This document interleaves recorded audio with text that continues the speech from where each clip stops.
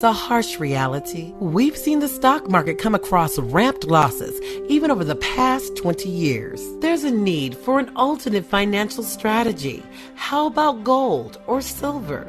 Welcome to God's Money.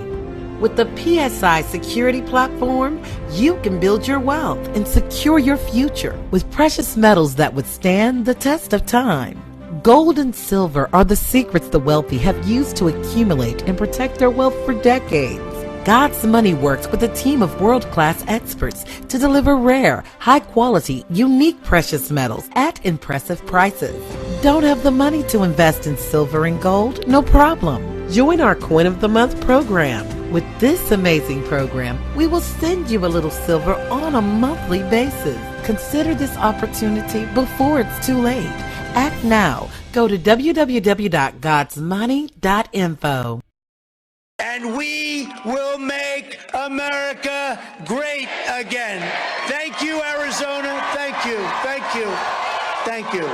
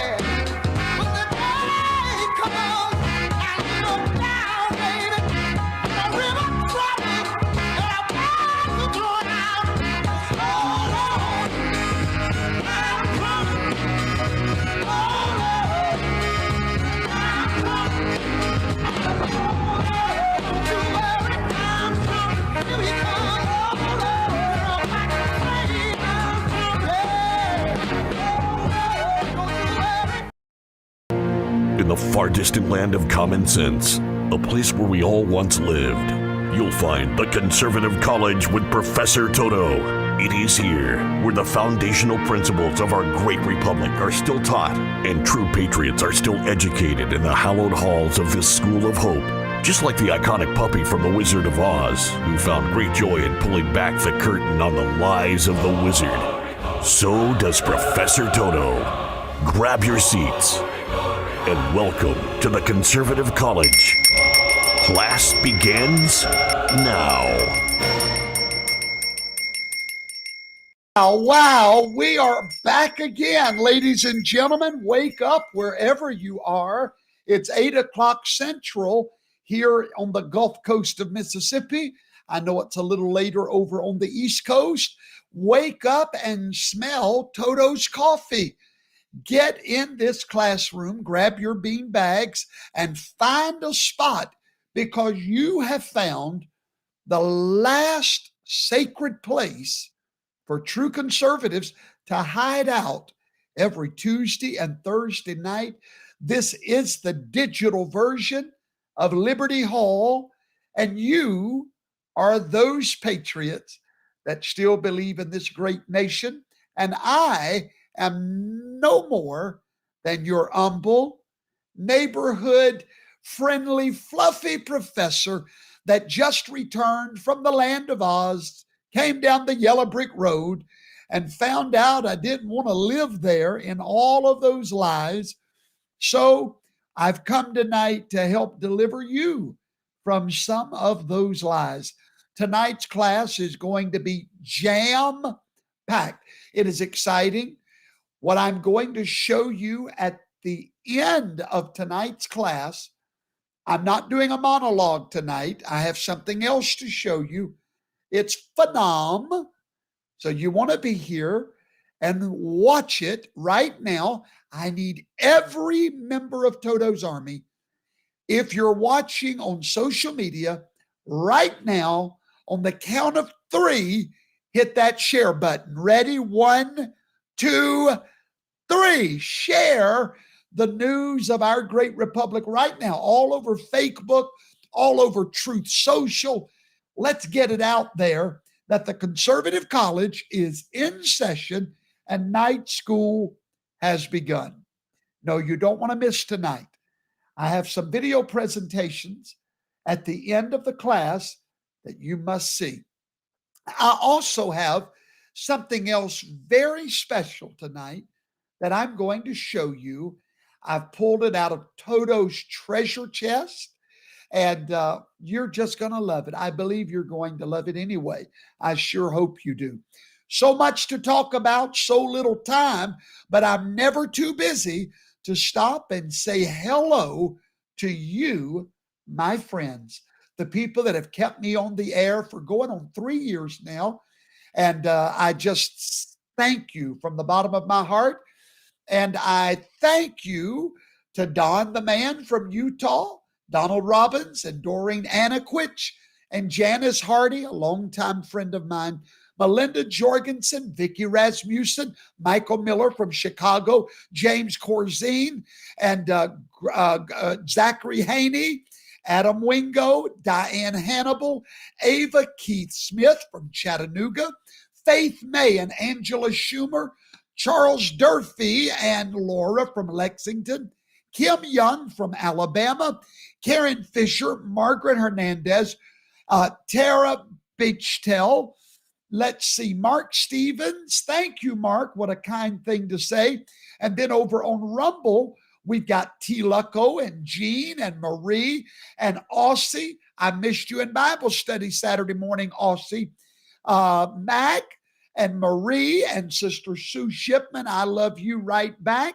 And Jean and Traveling Gatless One, Risings, and Gidge and Jean and Levitt, Powell and Kager and Nanny G2. I think I got an email or something from Nanny G2, if I'm not mistaken. And now let's look over at, I can't for some reason. It's not working again tonight. So I apologize for that. All right. Well, so many more of you that I would love to say hello to. I look forward to seeing all of you at Passover, April the 4th through the 8th. Surely you're coming to celebrate Passover at our Passover camp meeting, April the 4th through the 8th. If you have not registered, do it now. It's free. Go to registerforpassover.com. Registerforpassover.com. We have hundreds and hundreds of people traveling to Waveland, Mississippi to be part of our great Passover camp meeting, and we would love to see you there. If not, I hope to see you at the Feast of Tabernacles in October the 4th through the 8th. We have not begun registration yet for that, but very soon we will. So welcome. Thank you, Yolanda. Thank you, Linda Garner from Mississippi, right here in our hometown. Well, tonight, ladies and gentlemen, I've got to start off with a very big, very loud, very proud, godly proud, and you already know, I know you already know. I know you can feel it percolating inside of you. I told you so. Oh, I told you so. Yes, I did. Yes, I did. Yes, I did. Ava Keith, yes, I did. Yes, I did. I told you so. This is a big one, ladies and gentlemen. This is a big I told you so. I want to take you back about a year and a half ago. And I want to play you a little clip where I did tell you so. Are you ready? Let's go see if we can find it. Here we go. Few things I'm going to go and let you know up front that we're going to be talking. Uh-oh, sorry. I didn't realize you couldn't hear it. Hold on one second. Hold on. Let's try this again. All right, here we go. Mega, M-E-G-A, not MAGA, but mega. President Trump created MAGA, but Professor Toto created mega. Make education great again. I believe that is the winning ticket for our president on his triumphant return very soon. Tonight we're going to be talking about what Donald Trump began to do before his office was taken from him, and what must happen now when he makes his return. Ladies and gentlemen, that was about a year and a half ago. And I told you that there was one message, one, that would guarantee Donald Trump return to the White House. And I'm not saying that he heard me. Maybe the Lord gave it to him.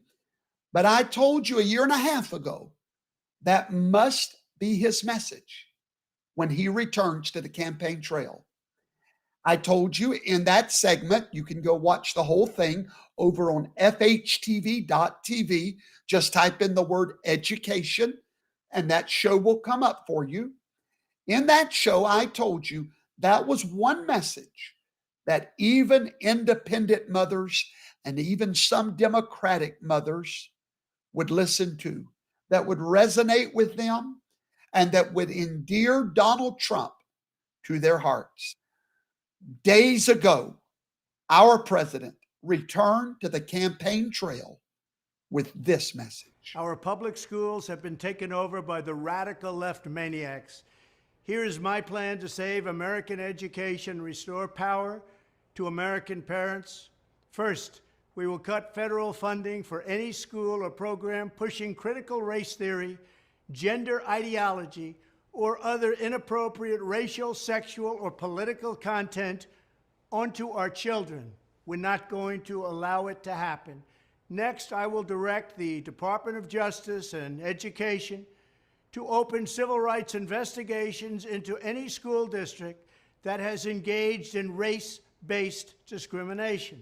That includes discrimination against Asian Americans. The Marxism being preached in our schools is also totally hostile to Judeo-Christian teachings, and in many ways it's resembling an established new religion. Can't let that happen.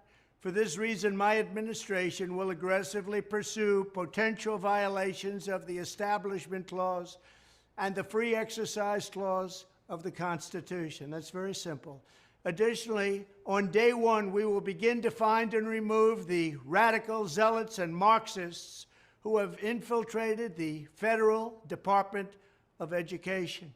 And that also includes others, and you know who you are, because we're not going to allow anybody to hurt our children. Joe Biden has given these lunatics unchecked power. I will have them fired and escorted from the building, and I will tell Congress that any appropriations bill I sign must reaffirm the president's ability to remove defiant employees from the job. It's all about our children. I will veto the sinister effort to weaponize civics education.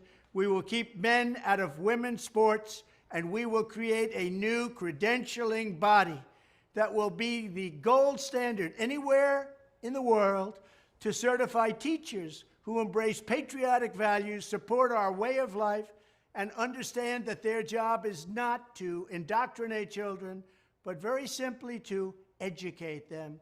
Finally, I will implement massive funding preferences and favorable treatment for all states and school districts that make the following historic reforms in education.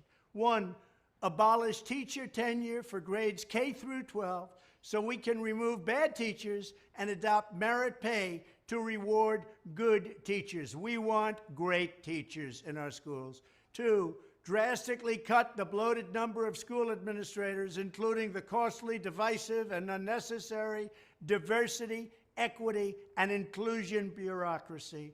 3, adopt a parental bill of rights that includes complete curriculum transparency and a form of universal school choice. And 4, implement the direct election of school principals by the parents. It's all about the parents for their children. More than anyone else, parents know what their children need. If any principal is not getting the job done, the parents should be able to vote to fire them and select someone who will.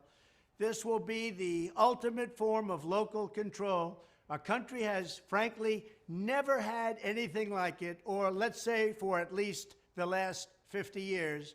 As the saying goes, personnel is policy, and at the end of the day, if we have pink-haired communists teaching our kids, we have a major problem. When I'm president, we will put parents back in charge and give them the final say. We will get back to teaching reading, writing, and math, called arithmetic, and we will give our kids the high-quality, pro-American education they deserve. We spend more per pupil than any nation in the world by double. We're going to keep spending the money, but we're now going to get our money's worth. We're at the end of every list on education, and yet we spend the most. We're going to change it around. We may spend the most, but we're going to be tops in education, no matter where you go, anywhere in the world. Thank you very much. I told you so. Ladies and gentlemen, somebody got the memo. That's the message. That is the message. Our children are in trouble. If President Trump can look forward to our children and fight for them, I can assure you what I said a year and a half ago. Independent mothers and fathers, and even Democrats. That is the message all of America is waiting on. MEGA, make education great again. Sister Jill Sydock, if you're watching me, I want that to be our next t-shirt. MEGA, and I want a picture of President Trump, and I want a picture of him with somebody with pink hair. I want them to be teaching a classroom, and I want President Trump pointing at them with the word MEGA. I'm going to make education great again, and I want to have those ready for the Feast of Tabernacles, because that is the message. Ladies and gentlemen, that is the message. This is what he came back to the campaign trail with. That message right there, and it will work. Brilliant. If I must say so, President Trump always gets it right. He always feels the pulse of the nation.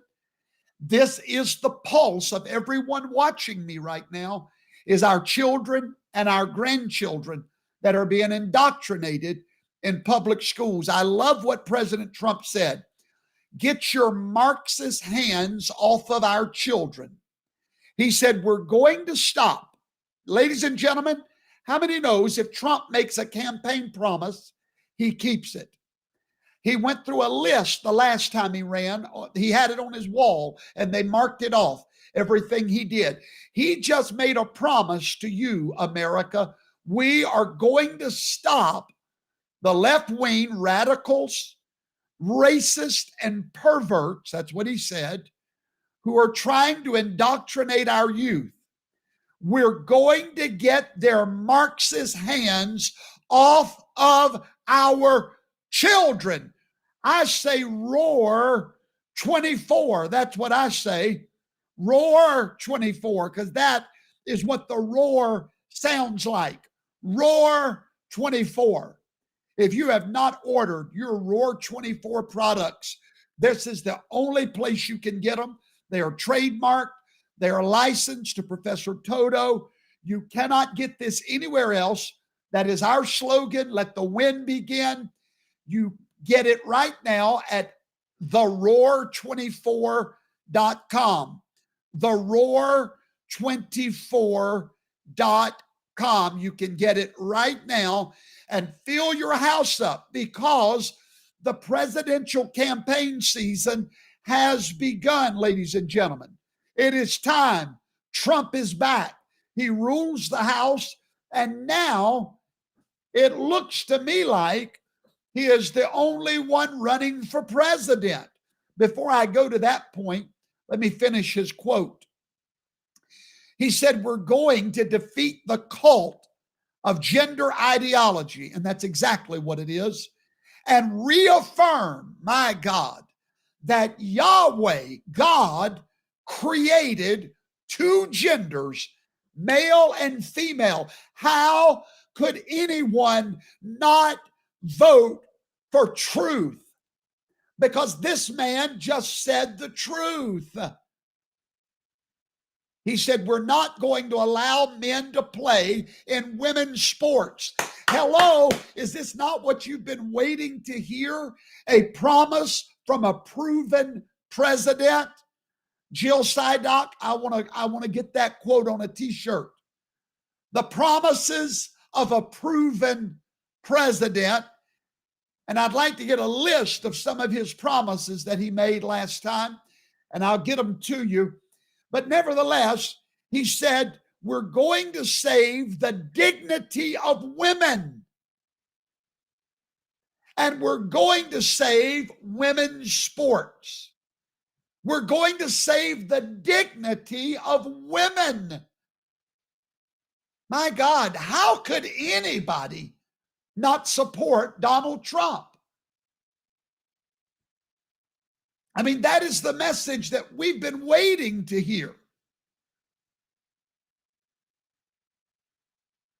You know, Donald Trump, the media does not understand one thing. He is the people's president. We know truth when we hear it, when we see it. We know when a man is imperfect, but he is fighting for us. We know that. The people know it. Just like this young lady at a Zesto's ice cream shop. She's going to prove to you right now why the people love Donald Trump. Watch.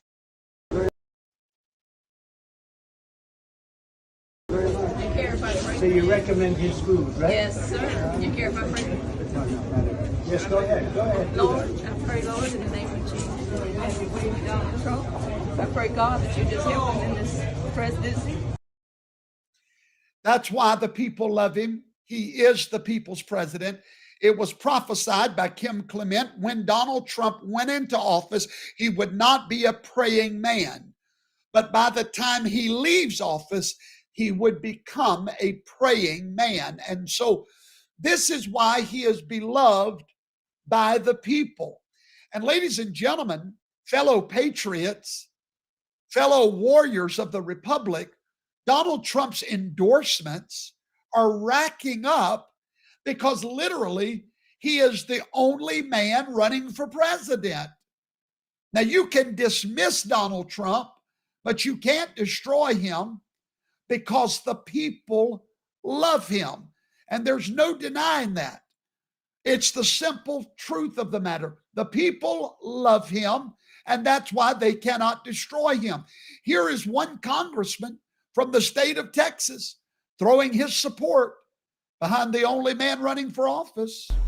I would say this as it relates to Ukraine and what we're doing here, is that the American people aren't, I mean, it's billions of dollars now. John, if we really want to end this war, you want to end this war, Joe Biden, you need to call Donald Trump Donald Trump will call Vladimir Putin and end this war. We must stop this war, and Donald Trump can do it. He never went into Ukraine under Donald Trump in his 4 years. I predict that's a phone call that will not happen. Well, Donald Trump will fix it when he's inaugurated as the 47th. So there's one endorsement already. Donald Trump will be the 47th president. Ladies and gentlemen, the endorsements are racking up because Donald Trump is the only one running. This same time, in the last presidential cycle, there were already 10 people in the race. Already. There was already 10 people that had thrown their hat in the ring and that had said, we're running for president. Where are the people? There are no other people because the campaign season has officially begun. Not only has he announced his candidacy, but as you can see here, he just held his first rally of his campaign as his return to the White House. And I love what he said. This was in New Hampshire. He said, I'm more committed now. Before his speech in South Carolina, Trump spoke at the New Hampshire Republicans' annual meeting in Salem. He dismissed suggestions that he was off to a slow start in his campaign. They said he's not doing rallies. He's not campaigning. Maybe he's lost that step, Trump said in Salem. However, Trump said, I am more angry now and I am more committed now than I ever was. And then he introduced his team in New Hampshire, and his endorsements are racking up even from the king of the rhinos. Just watch. Downside of Trump, but let me tell you about the upside of Trump. There are no Trump policies without Donald Trump. You know why NATO gave $431 billion in defense spending increases? Because they thought that Trump really meant it when he said he was going to pull out. You know why the capital, we moved the embassy of the United States to Jerusalem? Every president before Trump said, I will do it. But then all the smart people said it will create World War III. Trump said I would do it. I would do it. He is responsible for securing the border through his personal will. When he put tariffs on Chinese products, it scared the crap out of Mexico, and they said, yes, we'll be glad to give you 28,000 troops. We'll be glad to keep people in Mexico, because they thought Trump would put tariffs on Mexican policies. There are no Trump policies without the man, Donald Trump. And to all these people who are very talented, I don't think you could do what he did, and I want him to have another shot. Unfinished business. And that's from the king of the rhinos. Ladies and gentlemen, they're all fixing to fall like a house of cards and bow down to the man that God has raised up at this moment in time for his day and for his will to be done. Now, notice what he just said. There are other great people that could run, but he said Donald Trump gets a chance at unfinished business. Now, I want to say this to all of you, Toto's Army, and those watching me for the first time tonight, that you have bought into the mainstream media's love affair with Ron DeSantis and Nikki Haley and Name and others, all great people, and you've fallen for their little game. Listen to what the king of rhinos just said. There is no MAGA without Donald Trump. It infuriates me to the core to see disloyalty. When you separate the man from a message, all of a sudden the message will die because the anointing is on the man. Donald Trump is the leader of the MAGA movement. You watched what happened to him 2 short years ago. You saw it with your eyes around midnight. Amen? For you to leave him now makes you a traitor of the MAGA movement. I don't care if you like it or not. I don't, because it's the truth. It makes you a traitor of the MAGA movement. You don't separate MAGA from the man that created it. You understand that? And to do so proves your character. Listen, when you do not support the man that God has ordained for the job, you are a Judas. And there's some of you Judases watching me. You've fallen in love with Ron DeSantis. Guess what? We love Ron DeSantis. Guess what? I love the things he has done in Florida. And guess what? I hope in 2028, I get to vote for Ron DeSantis as president. But here is a warning to you, Mr. DeSantis. Please fall in line. Support the man that supported you. Help the man finish the job that gave you your job. Please don't become like Absalom, one of the sons of David that did not want to let his father sit on the throne. Absalom died like a fool, the Bible said, because he wanted to sit in a position that it was not time for him to sit. The sad thing is Absalom was going to sit on the throne of David. He was one of David's sons. His day was coming, but he got in a hurry for power. And that power caused him to hang in a tree by the hair of his head. Mr. DeSantis, do not allow the Absalom spirit to cause you to rise up against your father in politics. The man that gave you your very political life. Step back, Mr. DeSantis. Earn our respect. You already have our admiration. Now earn our respect so that we can elect you in 2028. But Mr. DeSantis, if you're stupid, and if that Absalom disloyal spirit gets on you, you will fall into oblivion just like Ted Cruz did when he lifted his hand against Donald Trump. There is only one MAGA leader. His name is Donald John Trump, and we must never, ever, ever forget that, ladies and gentlemen. Here's another ringing endorsement of the excitement that is building on the campaign trail right now. Already 10 Democrats running for president on this date 4 years ago. And right now, when we're talking about pessimism at an all-time high, guess what? We got one presidential candidate, and his name is Donald Trump. It's not even Joe Biden. There's nobody else running. And so that's where the question comes into play is, who is next? Is anybody going to get out there? Because look what Donald Trump did this weekend. He went to New Hampshire. He went to the New Hampshire GOP's annual meeting where he talked to the top activists around the state. He announced that the outgoing New Hampshire GOP chair is becoming his senior advisor in the state. Then he came here to the South Carolina State House, where inside the State House, he stood alongside 3 of the 6 GOP members of the U.S. House who endorsed him, as well as the sitting governor here, Henry McMaster, as well as the senior senator, Lindsey Graham, who endorsed him here. So Donald Trump is laying a foundation and really putting the onus on these other potential Republican contenders to get into the race, or else he's going to eat up some of this early support here. So where is your excitement? I'm asking you tonight, where is your excitement? I want to say something tonight, and I just feel led of the Lord. This was not in my notes. This is not in my agenda for tonight.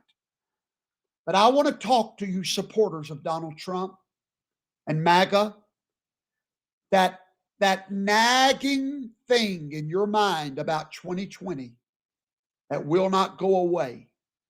I'm right there with you. Do you think that I don't pray for justice every single day? But I want to tell you a little story from the Bible. Can I do that? Would you allow me that? Thank you. There was a man that was supposed to go into his destiny, his future, with Jesus Christ. I prefer his original name, Yeshua. And Yeshua told that man, come on and follow me. Let's go and let's build the kingdom of God and the work of God together. But that man, he told Jesus, I really want to go into the future with you. I really do. I believe you're the Messiah. I want to walk with you. But, my uncle just died, and I need to go and bury my uncle. And Jesus said some words to him that if we would have heard him say those words, we would have got offended probably, especially in the snowflake society. But he looks at that man and he says, hey, wake up, sir. Let the dead bury the dead. You have a future, and you need to come follow me. You can come back and visit your uncle, but we've got work to do. I feel like my MAGA friends, because of carnal minds and lack of faith, are stuck in a graveyard. We're weeping, and there is a time to mourn, and we did. We mourned. All for 2 years, we have mourned. Professor Toto has come tonight to tell you, dry your tears. It's time. It's time to let the dead bury the dead. We never forget it, and we come back and visit it, but we can't live there. We have got to move forward. We have got to get with Donald Trump and do like he says. He said, I'm more angry now and more committed now than I've ever been. So am I. I'm not over my anger. I'm not over believing that justice is still coming, but I must get my Trump flag up on my flagpole. I must get my red hat back on. I must increase my faith that the same God that gave Donald Trump his office in 2016 against all odds is still God. I don't know how, I don't know where, I don't know when, but I know, and that's all that I need to know. Amen. Amen. Don't get stuck. Move forward, ladies and gentlemen. Listen, even the enemies know that Donald Trump is not going anywhere. Is exactly right here. It is still very, very early, and even though he is diminished and he is sleepy and he is much slower, right now he is the default nominee for the Republican Party. It's more likely than not that he will win, and you have to keep reminding yourself, don't underestimate this guy. I wish our own people believed that. Did you just hear the enemy telling Joy Psycho, or whatever her name is, the TV host? She's sitting there saying Trump looks tired, Trump looks weak, and he's saying, hey, I agree with you, but he is more than likely going to what? Win. That's what he said. Win. We need some of you to start believing as much as our enemies believe.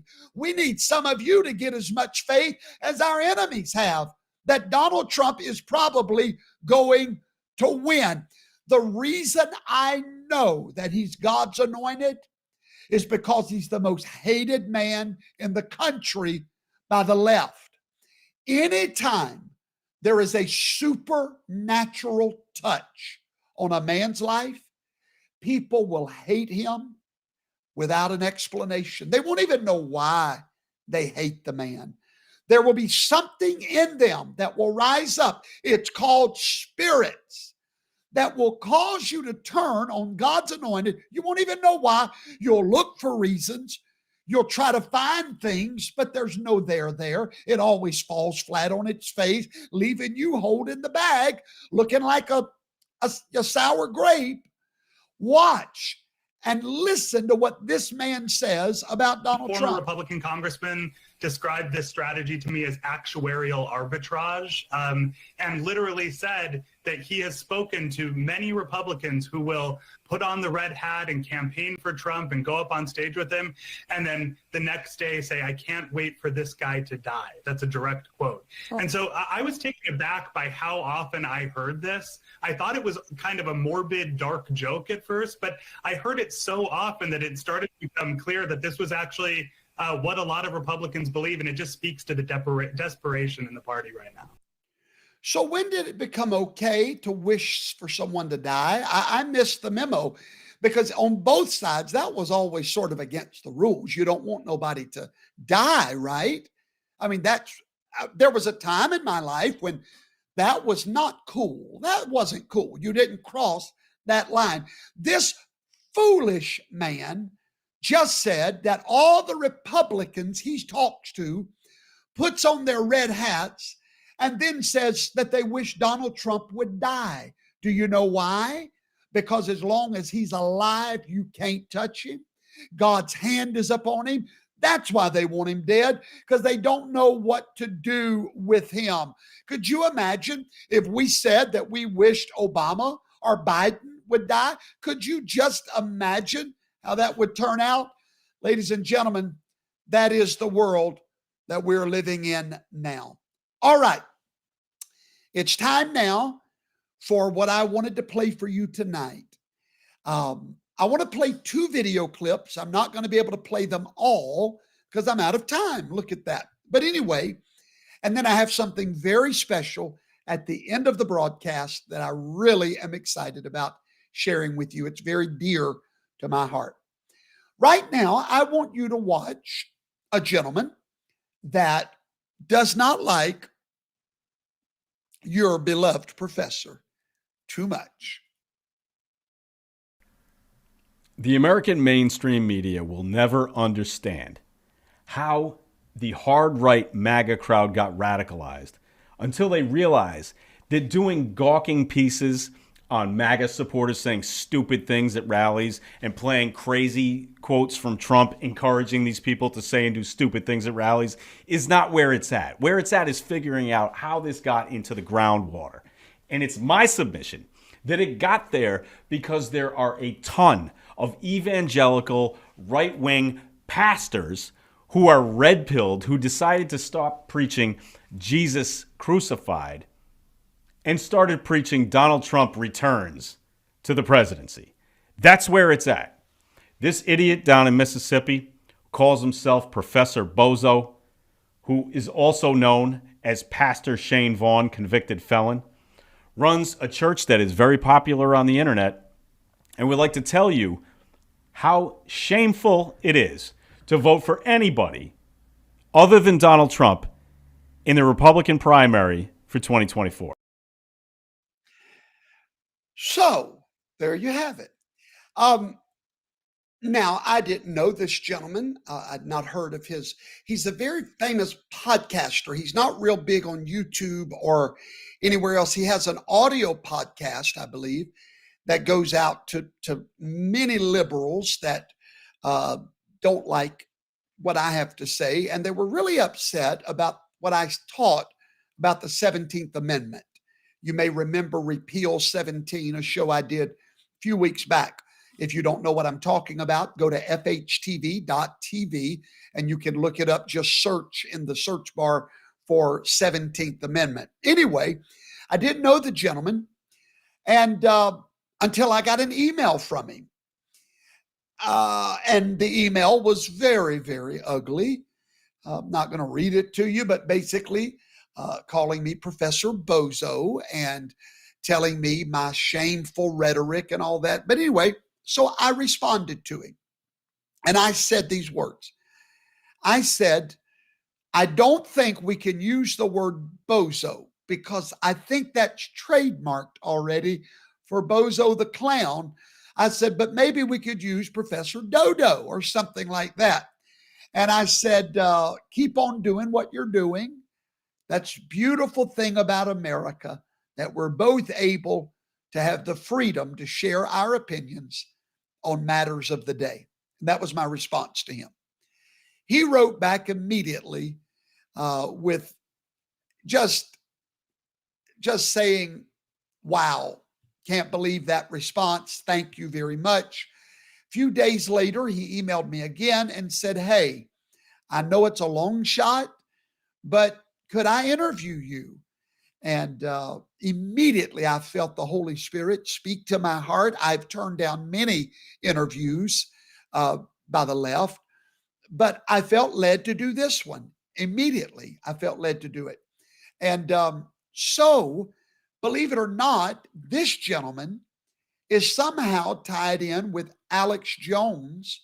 And that's how I've gotten the invitation to go on the Alex Jones show, is through this. So I'm fixing to show you the first 10, 15 minutes of our interview because I agreed to do the interview. Some of you have already seen it.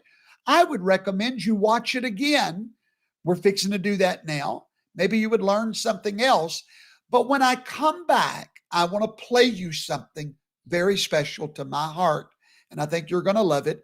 But before I play this interview, for those of you that are part of our gold and silver club, where you're getting gold and silver every month from our gold club, I'm doing a private training for those of you that have already joined that would like to get training on how to buy gold and silver, how to work your business, whatever. And there is the website right there, bit.ly/Toto's Gold Diggers. February the 12th on a Sunday at 4:00 Central, I will be on a Zoom call with all of you, helping you get your businesses going, getting your, for those that just want to get more involved. And so please join me. Go right now. If you're already involved with gold and silver, if not, then go to godsmoney.info and get involved before that meeting. All right. So here we go. Are you ready? It was quite the interview. And there was no scripting done. He never gave me a list of questions. I had no idea what I was going into. I just knew he didn't like me. I just knew that he thought not good things about me. And, but when I hear the voice of the Lord, I always try to follow it. So here we go. Start recording now. My guest today is Professor Toto, aka Shane Vaughn, Pastor Shane Vaughn. So before I even get into it, Pastor Vaughn, I wanted to give you the opportunity to kind of differentiate between what I think is you have like two personalities, sort of. Yeah. My wife Vaughn would say I have more than that. Right. So there's Pastor Vaughn, and then there's Professor Toto, which are kind of separate, like political and religious. So yes, go ahead and explain exactly what that is. Well, Pastor, since you're not supposed to mix religion and politics, I decided to separate them. No, so Pastor Vaughn is my life calling. I've been a preacher since I was 14. And then, of course, in 2020 is when Professor Toto was born. Real quick, it started with a viral video that we had about 10 million views in 24 hours. And when I started the video, it started off, I was just being facetious. And I said, all right, students, come on in class. Let me educate you, which was about January the 6th. And so from that, come on, students, I just took on the satirical word of professor. And then watching The Wizard of Oz, I saw Toto pulling back the curtain on the lying wizard, And so I'm like, okay, Toto is a truth seeker. So Professor Toto, there you go. Okay, well, that's cool. So you've got some very interesting opinions that I find, let's face it, Right Wing Watch finds that very interesting, right? Yeah, they love me over there. Yeah, so I've seen a couple of things that I thought were interesting, and I wanted to talk about the 17th Amendment being, one of the most important. So you have a problem with the 17th Amendment, and why is that? Well, so let's do this. It's not that I have a problem with the 17th Amendment itself, but basically it's in the beginning of our country, the way it was founded.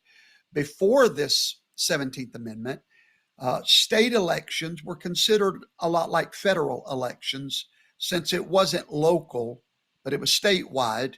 They wanted a broader voice. And, just like the presidential elections, the conservative college, because of the way I believe about the republic versus democracy, it just fits in with my worldview, if you will, that it was it was the way that it started. It started that way. And if you've done your research, that at one time in America, all senators were not voted on by the people, but rather by the legislature. I just believe it was a great idea from the start that should never have changed. Now, here's what I would say. Here's how I would push back on that. Okay. I think the 17th Amendment was ratified, and we have to remember that ratifying an amendment to the Constitution is very difficult, right? I mean, we understand it doesn't happen just overnight. It happens, over a long period of time. I think that the 17th Amendment was ratified because when we look at how many people have to actually, decide to who's the senator, right? So if we keep it to, I think in let's say a state like Mississippi, right? Mm-hmm. I think there are about 122, 125, something like that, people in the legislature. Correct. How can I buy off 125 people in the legislature? Probably pretty easily. I could do that easy. Definitely easily. I agree. Much more easily than I could buy off the entire state of Mississippi, right? Couldn't I do that? Right. Of course. So absolutely. I think at a certain point, we decided that, hey, this is a little too easy to buy off these people. Not only that, but one of the reasons that you could buy off, or one of the reasons that it's not in every state, but one of the reasons that you could talk about, hey, the 17th Amendment, being necessary was that people in certain states were easily, bought off, and Georgia, or sorry, I want to say Delaware, actually had 2 years between 1895 and 1897 where they actually didn't have a senator for 2 years because they were deadlocked, right? So that's kind of weird, right? I mean, so people finally said, all right, this is enough of this nonsense. We need to directly elect our senators. So what do you say about that? Sure. I say you have a very valid point, but I think we've bit off our nose to spite our face. In other words, every amendment has not been correct either. And I think trying to solve a problem, in my humble opinion, we created an even bigger problem. I don't think any government of man before the Lord returns is ever going to be perfect. And I don't think that there's answers for the evil heart of man is going to find a way to be evil, and we'll get to what I think some of those things have done. But let me go back to this point. In Mississippi, I live in a very small state of Mississippi. And of course, we're very religious in Mississippi. We're still the deplorables over here. And gods and guns, cling to them. Anyway, so the thing, and that's from people that say we all need to get along better. But if you lived in Mississippi, you're a liberal, and you lived in Mississippi, okay? But you lived way out in the boondocks of Mississippi, as if we are not already the boondocks. And the religious right, we all live in Jackson, Mississippi, the state capital. And we're all against you being able to be an atheist. We believe that, that you should not be an atheist and that you're destroying the whole state. And therefore, there is a conglomeration of us. And it's the same argument for the Electoral College that I believe is valid. I believe the founders thought it was valid. But in Mississippi, you go to vote, you go get all your gay friends, all your liberal friends, all your abortion friends. And, y'all really show up. You give it everything you've got. And you really shouldn't have. It was a joke to even show up because you're never, ever, ever going to have a chance at having a senator. Sure. So we just believe it's as unfair as what you're saying. So it's just two different worldviews or nation views, to be honest with you. But well, I would ask to you because I think that you made an argument recently that I thought was very interesting. That you were talking about counties, right? You were talking about specifically the state of Georgia, right? Okay. Because Herschel Walker had lost. And you were saying that, hey, you know, most counties actually voted for Herschel Walker, but, you know, say, you know, the county in Atlanta didn't, right? And one other one, two of them. Yes. Sure.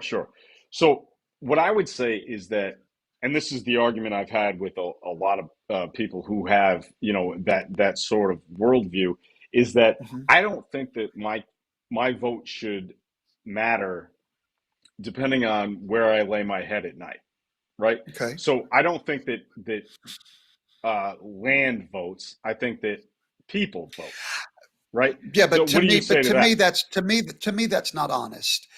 And I'm not saying you're not honest, but to me that statement, land doesn't vote, I realize that's a mantra of the left, but there's people living in that land that do vote. So all that red you're seeing is not land. It's people that lives in that land. It's that little dairy farmer and that. But why should my vote cost be less than somebody who lives in a less populous county? Okay, and why should theirs? In other words, if they're just because they're less populated, and there's never a chance those. Like here in Mississippi, we'll go back to if there's no chance, to me, the founders wanted statewide, federal-wide elections to have a balanced voice across the entire of the electorate. If Atlanta is going to determine the future of Georgia, then I'm not a Georgian, really. I don't have a voice in Georgia. If Atlanta determines that, to me, it's unfair. To me, it is much more fair to get a broad voice of the electorate and to allow the whole state to have a voice and a senator. There are two senators. And that's just, and I don't, I'm really not far off the mark because those founders thought the same thing. That's the way they established it. And I believe for good reason. Yeah, I understand like the impetus, like, the founders did not favor democracy, like direct democracy, right? Because That's direct correct. Democracy would be, in fact, mob rule. Like, I understand where you're coming from with that. But we've never, experimented with direct democracy. We have representative democracy, don't we? So representative democracy is actually very, very fair, and I don't think. Okay, go ahead. No, I'm sorry. No, to just reiterate on that one point, to me, democracy is not fair because it is majority rule. And the only way you can, let's just take for an example, if we still had democracy, Rosa Parks would still be sitting on the back of the bus. Sure. Because we would never have voted to let her on the front of the bus. But because we are a republic and not a democracy. See, to me, when I'm talking about the 17th Amendment, go back to where my brain functions from which you probably think is in the gutter, but from a republic. No, that's not true. Hey, Shane, don't like, seriously. I don't think you're stupid, or I don't think that you're an imbecile. I think that, I may disagree with you on a whole lot of issues, but that does, and that's why we're going to talk about this in a second. I went to the Reawaken America, situation. That doesn't mean I think that people are dumb. Like, I really don't. Like, okay, but go ahead. Well, you and I are the rare breed then, believe me, on both sides. Trust that, because I don't think you're dumb either. I think you have a worldview that I disagree with. And I have one that you disagree with. At the end of the day, you and I are never going to change that. But I think one thing that we can change is the ability to respect those different worldviews and to not make each other. I mean, look, I don't even go. There's a reason I don't even speak at the Reawaken tours anymore. And it's not, I try to find the middle of the road where I can connect with as many people as I can. However, I do believe that democracy, whenever Obama said that we want to fundamentally change America, and then in 2020, the reason people thought we were crazy about the election, when I would hear Don Lemon say, but the people have spoken. In my mind, I don't care if the people have spoken, because we're not governed by the majority. We're governed by whatever the law says on that subject. So just to go back, when you're talking about democracy, I don't believe in it. And that's the reason. Back to Atlanta. Atlanta is the voice of Georgia. Is that fair? And I think that's what it comes down to in my mind. Yeah, I think that, so the question I would put to you is, do you think that the majority of the people in a single state should carry the day? Do you think they should? No, sir. Or not? What if we were white and you were black? Do you think the white should carry the day?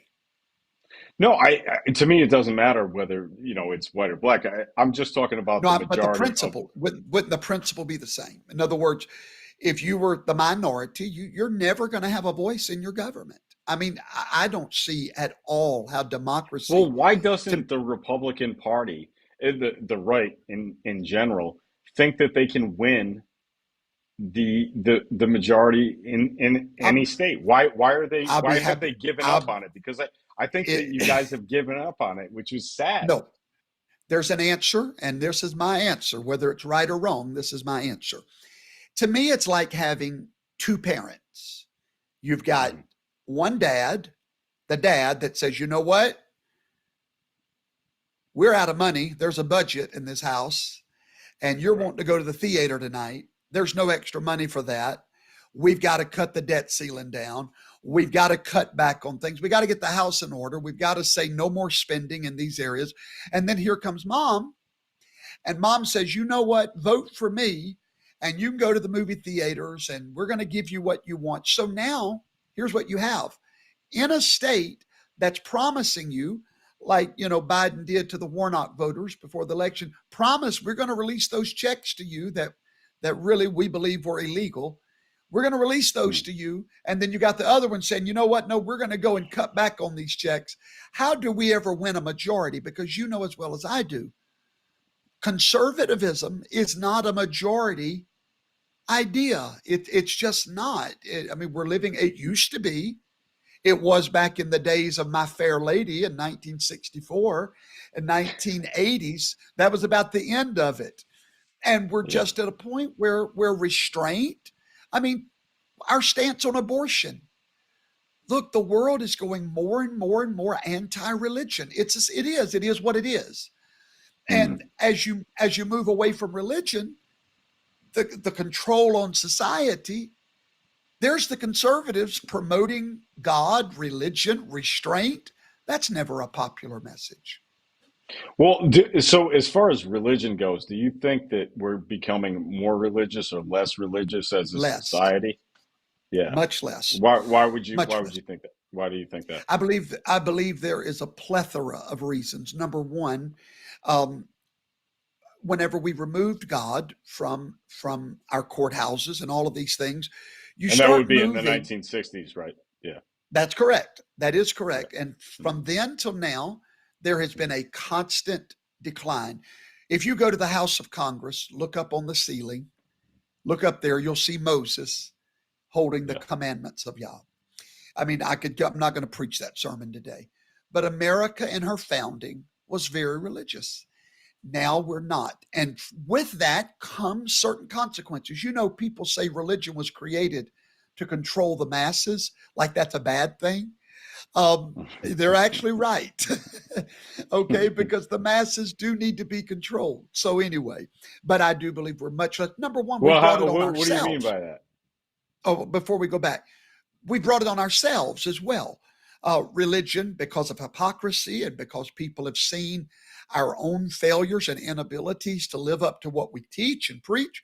So we share as much of the blame when we molest children and cover it up. And so I think it's just a whole bunch of things all working together besides the end, what we believe is the end of times. Yeah. So when you what do you think about separation of religion and state? Like, do you think that we should have a theocracy in this country or not? Great question. I like how you set it up, but let me try to flip it back if I can. I don't believe in theocracy at all. I do believe that the reason for separation of church and state was always, when we left Great Britain, the mindset of those founders, the Church of England was an official church that even governed the monarch himself. There was an attempt on the founders' part, even though they incorporated scripture in every one of our documents, they incorporated the Creator has endowed all men. That's a religious statement. I mean, if you're going to create a statement that's not religious, you don't say the Creator. That means you believe in a God. You're not atheist. That's a religious statement. And then when all of the Plymouth Brethren and those that came over, they did not come to create a religionless society. Government heard from religion. They were creating it to where government stayed out of religion. For example, a good friend of mine, Tony Spell in Baton Rouge, Louisiana. Last year, they he was actually prosecuted. Yeah, yes, I sir. understand. And I was the only podcaster at that time that stood up and I said these words, because I have a famous thing on my show called I Told You So. I stood up the day they arrested him and I said these words: go ahead, let them arrest him. Worst mistake they've ever made, just like if they arrest Trump, be the greatest thing that ever happened to Trump. Go ahead and arrest Tony Spell, make him a martyr, defy the Constitution of the United States. Go ahead. And I told everybody, even preacher friends of mine that were turning on me, I said, one day he will own the state capitol. Okay, that was part one of the interview. Part two is available, and you can watch it on fhtv.tv, which is working right now. And you can, it's the last video that we uploaded, was part two of that interview on fhtv.tv. Thank you for the kind compliments, Angela Schumer, Teresa, Shug Adams, Lisa Rush. Thank you all for the kind words about the interview. I was very, very, very pleased with it. And so please go watch part two on fhtv.tv. Now, before we close tonight, I want to remind you that every Saturday morning at 10 Central, I teach the Word of God, the Word of Yahweh, in a private Zoom meeting with nearly 1,000 believers. And you're welcome to join every Saturday morning, 10 o'clock. It should be the highlight of your week. And we study the deep things of God. So the Zoom link is in the description box below. If you're watching on Roku and you don't see a description box, email me, brothervaughn@gmail.com, and I will be more than happy to get you a link to that private Zoom class. Please don't forget our training for gold and silver, February the 12th, 4 Central. Go to bit.ly/Toto's Gold Diggers. Amen. How wonderful. Well, I'm getting ready to go, but I have one last thing that I want to play for you. And I hope that you find it as special as I do. There is a special lady in my life besides my wife, and her name is Lois, Lois.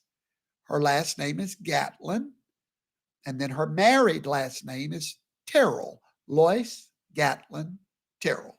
She's my grandmother. She's 90 years old, 91, I believe. And she basically raised me. She's a great minister of the gospel, but she was also a songwriter. She wrote thousands of songs and recorded them back in the 1940s and the 1950s and the 1960s and 70s. So that was her era back there. Anyway, I just found a song that she wrote and recorded back in the 1950s, I believe. And the name of the song, now I know where I get this love for America from and this calling for America. It comes from my grandmother. She wrote a song called America, Have You Forgotten God? And I had never heard the song before, and I've listened to all of her songs. Now, this recording is old. It's very old. I'm going to play it for you right now.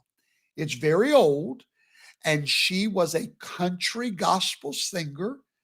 So you will hear that country twang. But listen to the lyrics. Listen to the lyrics of this song. And there is a line where she talks about when all nations have fallen. Anyway, I hope you enjoy it.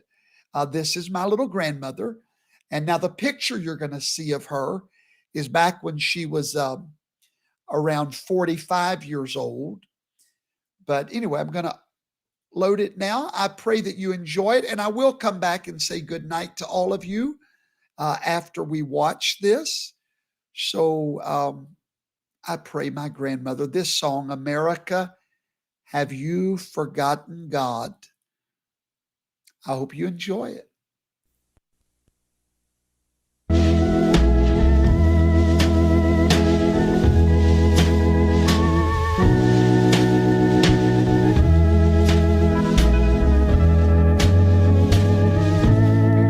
Like a silent seed, you sprang up overnight, a haven of rest for pilgrims in flight. You offered freedom of worship and justice for all. Your women were modest, your men stood tall. America, have you forgotten where God brought you from? You trusted in God as you conquered the sun. You gave God the glory when you were young.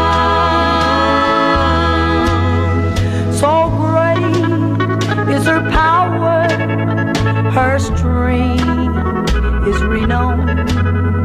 Her beauty is matchless, but where's her morals gone? She has forgotten on whom she once called. Like all other nations, just before their fall.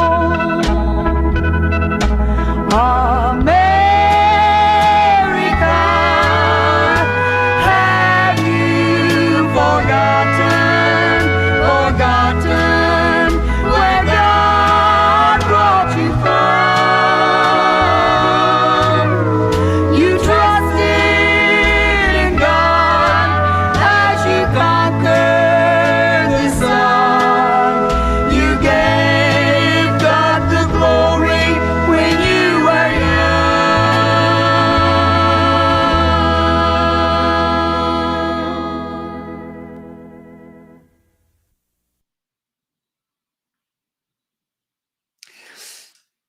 There you go. That's my grandmother.